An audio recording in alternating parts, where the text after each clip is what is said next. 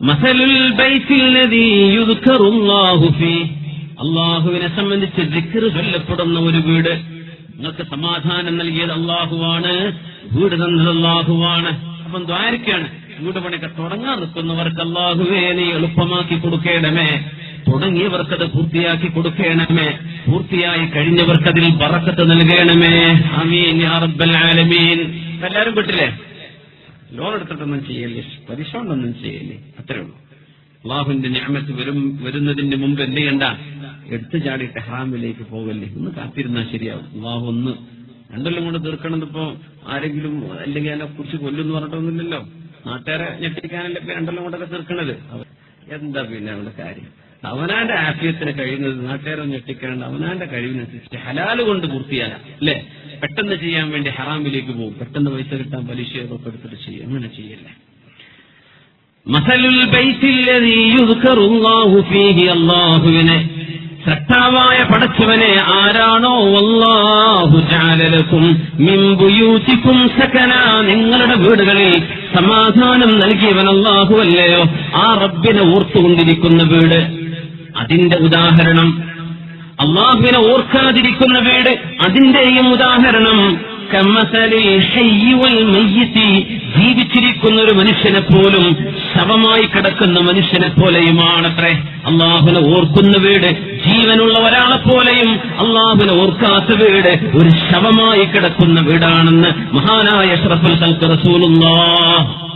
അപ്പൊ നമുക്കിതിൽ ഏത് വേണം? ശവമായി കിടക്കുന്ന വീട് വേണോ, ജീവിച്ചിരിക്കുന്നത് വേണോ? ജീവിച്ചിരിക്കുന്നത് വേണം അല്ലേ. ഹയ്യ്, ജീവിച്ചിരിക്കുന്നു.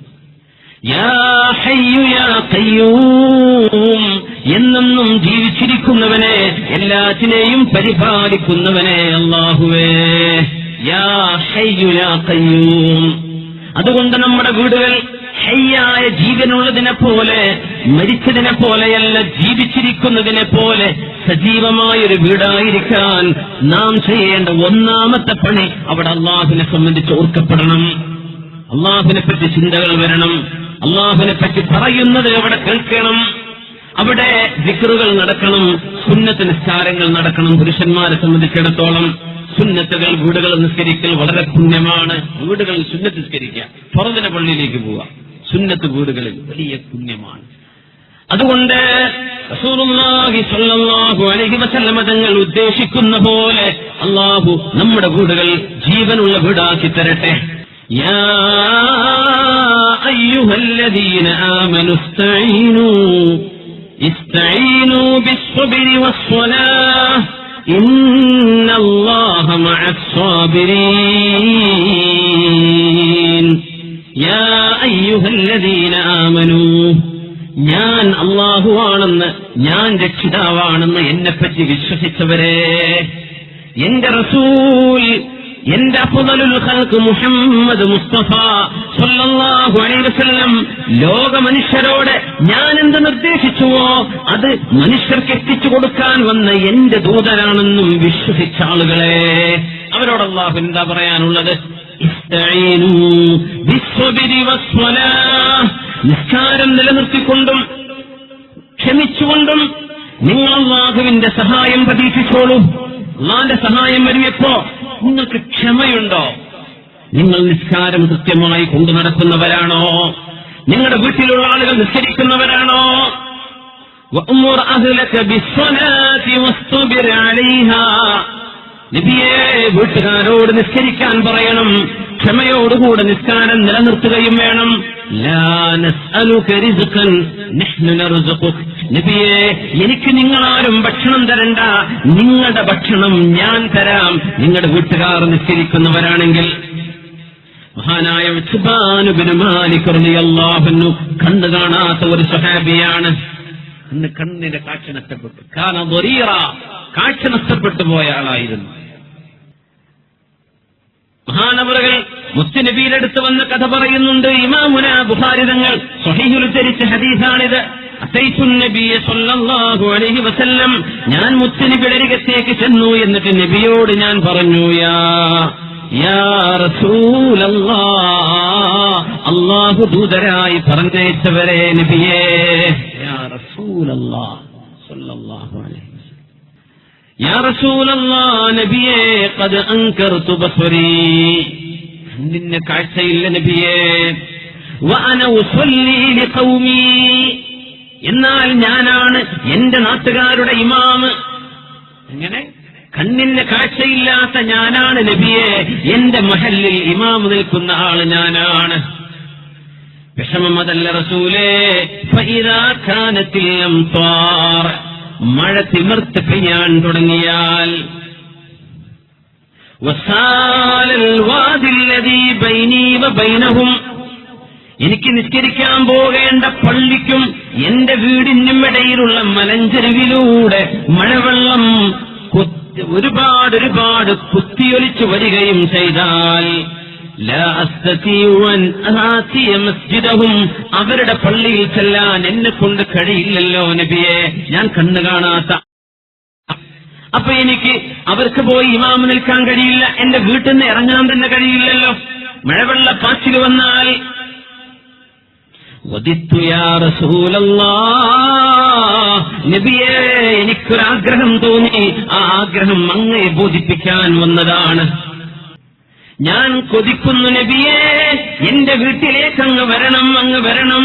ഫതുസല്ലിയ ഫീ ബൈതി, എന്റെ വീട്ടിൽ ഒരു റൂമിൽ അങ്ങ് നിസ്കരിക്കുകയും വേണം നബിയേ.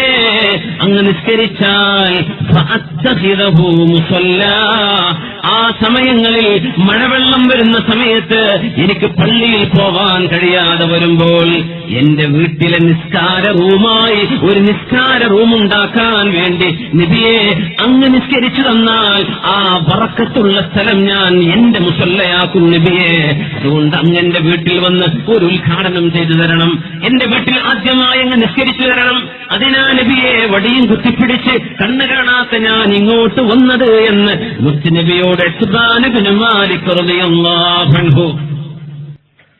പുരുഷന്മാർക്ക് വീടുകളിൽ സുന്നത്ത് നിസ്കാരമുണ്ടല്ലോ, നബിതങ്ങൾ ഇഷ്ടപ്പെടുമായിരുന്നു. വീടുകളിൽ നിൽക്കുന്ന സുന്നത്ത് നിസ്കാരം പള്ളികളിൽ ചെയ്യുന്ന സുന്നത്ത് നിസ്കാരങ്ങളെക്കാൾ എത്രയോ ദറജ കൂടുതലാണ്.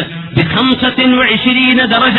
ചില ഹദീസുകളിൽ വന്നത് ജമാഅത്തിന് 27 ഇരട്ടി കൂലി എന്ന് പറഞ്ഞ പോലെ സുന്നത്ത് നിസ്കാരങ്ങൾ വീട്ടിൽ ചെയ്ത് പള്ളിയിലേക്ക് ചെന്ന് പള്ളിയിൽ ഫർദ് നിർവഹിക്കുകയാണെങ്കിൽ പള്ളിയിൽ ചെന്ന് നിസ്കരിക്കുന്ന സുന്നത്തിനേക്കാളും കൂലി വീട്ടിൽ വെച്ച് നിസ്കരിച്ചാൽ 25 ഇരട്ടിയുണ്ടെന്ന് വരെ മഹാനായ റസൂലുള്ളാഹി സ്വല്ലല്ലാഹു അലൈഹി വസല്ലം. ഞാനാ ദിവസമാവാൻ കാത്തിരിക്കുകയാണ്. മുത്തുനബിതങ്ങൾ എപ്പോഴാണ് വരുന്നത്? എന്റെ വീട്ടിലേക്ക് എപ്പോഴാണ് നബിതങ്ങൾ വരുന്നത്? അങ്ങനെ ഇരിക്കുമ്പോഴാ സൂര്യൻ ഉദിച്ച് പ്രഭാതം ഒരൽപ്പം ചൂടുപിടിച്ച നേരം മുത്തുനബിതങ്ങൾ വരുന്നു. ഫവദാ അലയ്യ റസൂലുള്ളാഹ്, മുത്തുനബിതങ്ങളതാ എന്റെ വീട്ടിലേക്ക് നടന്നു വരുന്നു. റസൂലുള്ളാഹ് സ്വല്ലല്ലാഹു അലൈഹി വസല്ലം. അതിന്മേൽ സന്തോഷം മറ്റെന്തുണ്ട്? ഇത്ബാൻ ഇബ്നു മാലിക് റളിയല്ലാഹു അൻഹുവിന് കൂടെ ഒരാളുമുണ്ട്, മറ്റാരുമല്ല ഹബീബിന്റെ 61 കൊല്ലത്തെ കൂട്ടുകാരൻ അബൂബക്കർ സിദ്ദീഖ് റളിയല്ലാഹു അൻഹുവും കൂടെയുണ്ട്. രണ്ടുപേരും വന്നു. എന്റെ വീട്ടിൽ കയറി വന്നപ്പോ ഫസ്തഅദന, എന്റെ നബി എന്നോട് സമ്മതം ചോദിച്ചിട്ട് പാനെ വീട്ടിലേക്ക് ഞാൻ കയറിക്കൊള്ളട്ടെയോ? ഫസ്തഅദന റസൂലുള്ളാഹ്, ലോകത്തിന്റെ ഗുരു എന്നോട് സമ്മതം ചോദിച്ചു, ഞാൻ വരട്ടെ ഇത്ബാനെ വീട്ടിനകത്തേക്ക്. നമ്മൾ പഠിക്കണം. ഇതിനാണ് നബി നിങ്ങൾ പഠിപ്പിച്ചിരുന്നത് സല്ലല്ലാഹു അലൈഹി വസല്ലം. മുത്തുനബിയെ വിളിച്ചു വരുത്തിയതല്ലേ? വീട്ടുകാരൻ തന്നെ കൈപിടിച്ച് കൊണ്ടുപോവുകയാണെങ്കിൽ ഇതിന്റെ ആവശ്യമില്ല. വീട്ടുകാരൻ അകത്താണ്. വരണമെന്ന് പറഞ്ഞ് ഞാൻ വരാം, പിന്നൊരു സമയത്ത് ചൊല്ലുന്നു, വീട്ടുകാർ പുറത്തില്ല. വീട്ടുകാരോട് സമ്മതം ചോദിക്കാതെ സലാം പറയാതെ അകത്തേക്ക് കടക്കരുതേ എന്ന് എത്ര വിശദമായിട്ടാണ് സൂറത്തുൻ നൂറിലൂടെ അല്ലാഹു പഠിപ്പിച്ചത്. എത്ര വ്യക്തമായിട്ടാണ് പഠിപ്പിച്ചത്. എന്നോട് സമ്മതം ചോദിച്ചു, ഞാൻ സമ്മതം കൊടുത്തു. നബിയേ, അങ്ങേക്ക് എന്തിന് സമ്മതം? വരൂ നബിയേ, വരൂ നബിയേ. നിബിതങ്ങൾ വീട്ടിലേക്ക് വന്നു. ഫലം യജ്ലിസ്, നിബിതങ്ങൾ വീട്ടിൽ ആദ്യം ഇരുന്നില്ല. നിബിതങ്ങൾ എന്നോട് ചോദിച്ചു, അയ്ന തുഹിബ്ബു അൻ നുസല്ലിയ മിൻ ബൈതിക, ഇത്ബാനെ നിങ്ങളുടെ ഈ വീട്ടില് ഏത് റൂമിലാണ് ഞാൻ പോയി നിസ്കരിച്ചു തരേണ്ടത് നിങ്ങൾക്ക് വേണ്ടി? ആ റൂം നിസ്കാര റൂമാക്കാനല്ലേ? ഞാൻ എവിടെയാണ് നിങ്ങൾക്ക് നിസ്കരിച്ചു തരേണ്ടത് ഇത്ബാനെ എന്നോട് ചോദിച്ചു നബി ഇരിക്കും മുമ്പ്. അന്ന് കാണാത്ത ഞാൻ നബിയോട് എന്റെ വീടിന്റെ ഒരു റൂം തപ്പിപ്പിടിച്ച്, ഇതാണ് നബിയെ, ഇത് ഈ റൂമിലാണ് ഞാൻ നിസ്കരിക്കാൻ ഇഷ്ടപ്പെടുന്നത്, ഈ റൂമാണ് എന്ന് പറഞ്ഞു. ഹാദൽ മകാനു യാ റസൂലല്ലാഹ് ഫഖാമ റസൂലുള്ളാഹ്, അല്ലാഹുവിന്റെ റസൂൽ സ്വല്ലല്ലാഹു അലൈഹി വസല്ലം തങ്ങൾ നിസ്കരിക്കാൻ നിന്നു. ഫകബ്ബറ, നബി തങ്ങൾ അല്ലാഹു അക്ബർ എന്ന് പറഞ്ഞു. ഫസഫനാ, ഞാനും സുദ്ദീഖെന്നവരും നബിയുടെ പിന്നിൽ ജമാഅത്തായി ഹബീബിന്റെ പിന്നിൽ നിന്നു. ഫസല്ലാ റകഅതൈനി, 2 റകഅത്ത് നബി തങ്ങൾ നിസ്കരിച്ചു. സുമ്മ സല്ലമ, നബി തങ്ങൾ സലാം വിട്ടുകയും ചെയ്തു. ഈ റവാഹുൽ ബുഖാരി റഹിമഹുല്ലാഹ്, ഇമാം ബുഖാരി തങ്ങൾ ഉദ്ധരിച്ചിട്ടുള്ള ഹദീസാണത്. നബി തങ്ങൾ എനിക്ക് വേണ്ടി നിസ്കരിച്ചു തന്നു. وَاجْعَلُوا بُيُوتَكُمْ قِبْلَةً وَأَقِيمُوا الصَّلَاةَ وَبَشِّرِ الْمُؤْمِنِينَ. നിങ്ങളുടെ വീടുകൾ നിസ്കാരം നിലനിർത്തുകയും നിങ്ങളുടെ വീടുകൾ ഖിബ്ലയാക്കണമെന്ന് ഈജിപ്തുകാരോട് മുഅ്മിനീങ്ങളോട് അല്ലാഹുവിന്റെ നിർദ്ദേശമുണ്ടായല്ലോ. വഅഖീമുസ് സ്വലാഹ്, ആ വീടുകളിൽ നിസ്കാരം നടക്കണം. വബശ്ശിരിൽ മുഅ്മിനീൻ, മുഅ്മിനീങ്ങൾക്ക് സന്തോഷവാർത്തയും അറിയിച്ചു കൊടുക്കുക. അതുകൊണ്ട് നമ്മുടെ വീടുകളിൽ എന്താവാം, ഒരു നിസ്കരിക്കാനുള്ള വൃത്തിയുള്ള സ്ഥലം. അത് പെണ്ണുങ്ങൾ പ്രത്യേകം ശ്രദ്ധിക്കും വേണം. കുട്ടികളൊക്കെ കയറിയിറങ്ങി മുസല്ലിയിലൊക്കെ ഒരു നാറ്റം, നിസ്കാരക്കുപ്പായത്തിന് എന്തെന്നില്ലാത്തൊരു മണം, അങ്ങനെയൊന്നും ആവരുത്. നിസ്കരിക്കുന്ന സ്ഥലം നല്ല ശുദ്ധി. നമ്മുടെ നാട്ടിലൊക്കെ കാർപ്പറ്റ് തുടങ്ങിയിട്ടുണ്ട് പള്ളികളിലൊക്കെ, മാഷാ അല്ലാഹ്, നല്ല കാര്യം തന്നെയാണ്. പുരുഷന്മാർ പള്ളികളിൽ ജമാഅത്തായി നിസ്കരിക്കുന്നതോടൊപ്പം വീടുകളിൽ അവർ സുന്നത്ത് നിസ്കരിക്കട്ടെ. റസൂലുള്ളാഹി സ്വല്ലല്ലാഹു അലൈഹി വസല്ലം തങ്ങൾ പറഞ്ഞുവല്ലോ, ഇജ്അലൂ ഫീ ബുയൂതികും മിൻ സ്വലാത്തികും, നിങ്ങളുടെ നിസ്കാരങ്ങളിൽ നിന്ന് ചില നിസ്കാരങ്ങൾ നിങ്ങൾ വീട്ടിൽ നിർവഹിക്കുക. ഫർളല്ല, ഫർള് എന്ത് ചെയ്യണം? കഴിവുള്ള മുഴുവൻ ആളുകളും പള്ളികളിൽ ചെന്ന് ജമാഅത്തായിട്ട് തന്നെ നിസ്കരിക്കണം. എന്നാൽ വീടുകളിൽ നിങ്ങൾ ചില നിസ്കാരം നിർവഹിക്കണം. വലാ തത്തഖിദൂഹാ മഖാബിറ, അത് പള്ളിക്കാട് പോലെ നിങ്ങൾ ആക്കിക്കളയരുത്. ഇബാദത്ത് ചെയ്യപ്പെടാത്ത സ്ഥലമാണ് അവിടെ, അല്ലെങ്കിൽ അവിടെ നിസ്കാരം നടക്കുന്നില്ല. നിങ്ങൾ എന്ത് ചെയ്യരുത്? പള്ളിക്കാട് പോലെ വീടാക്കരുത്, അവിടെ നിസ്കരിക്കണമെന്ന് മുത്ത് റസൂലുള്ളാഹി സ്വല്ലല്ലാഹു അലൈഹി വസല്ലം. صلوا على النبي محمد وآله.